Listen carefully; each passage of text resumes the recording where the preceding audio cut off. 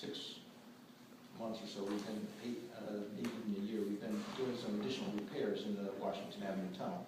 And I've spoken about that before. One of the areas we identified some time ago was up near Lucas Avenue in the tunnel itself. And then more recently, we were able to take a closer look at the manhole itself because we implemented a sewer bypass. Before there was so much spray, you couldn't get in there and get a good picture.